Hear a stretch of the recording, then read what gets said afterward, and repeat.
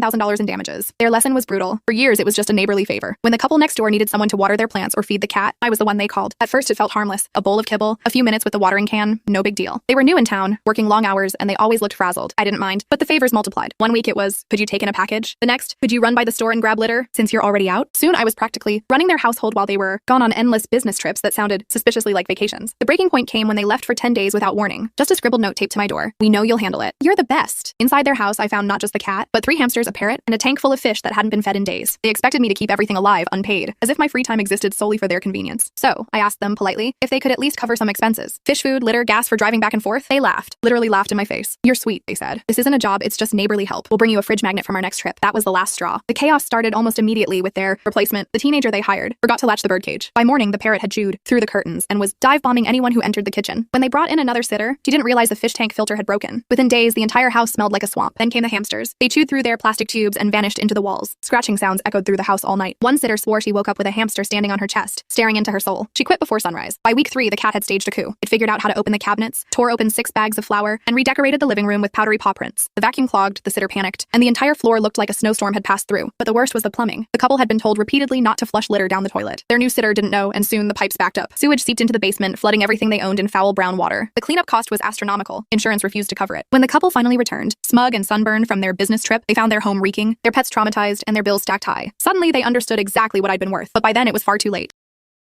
From free favors to $10,000